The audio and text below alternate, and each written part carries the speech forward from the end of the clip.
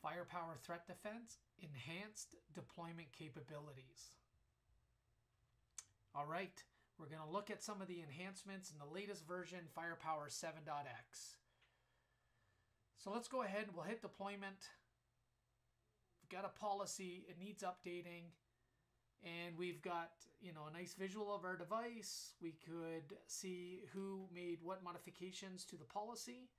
We can also see if there's any inspection interruption.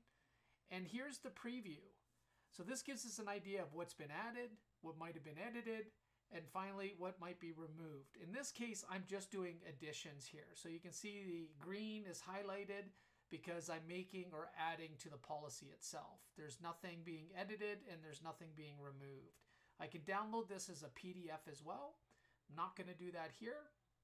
I could also get an estimate, and now this is based on heuristics. It says about 10 minutes.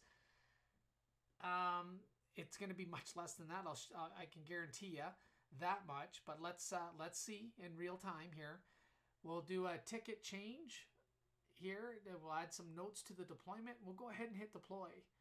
Now we get a nice warning. It's descriptive. I'm not concerned about it. I'm going to go ahead and hit deploy and close. Obviously, I could have addressed it. It's not an issue. It's a lab environment. I really want to show you the enhancements, right? As we start looking at some of this stuff. Now, policy deployment itself is going to take roughly just over a minute. And I fast-tracked this piece because you don't want to sit here and listen to me for an additional minute. But that's all it took, was a minute and 40 seconds. So almost 2 minutes to deploy. And that's with checks and balances validating that the push was accurate and successful. Let's jump to audit. Now audit's going to track and trace everything that happens.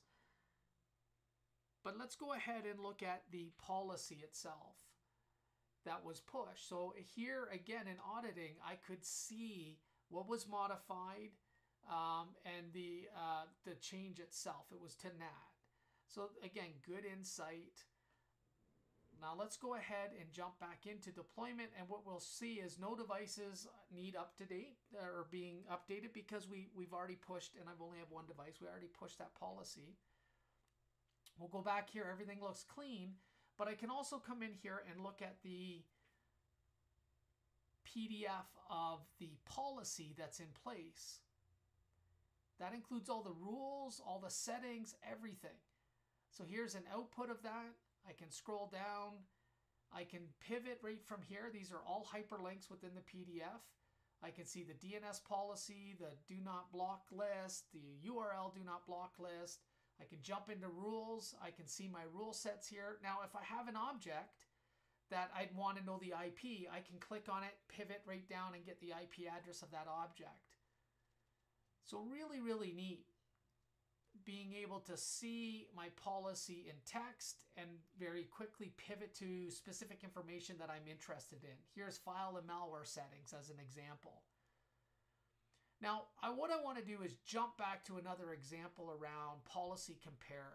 This one's a little bit more detailed with editing, so that's stuff in that highlights in blue, green, and red. So we've got a little bit of everything. We see one being edited, we see a couple of policies being removed, and ultimately one being added.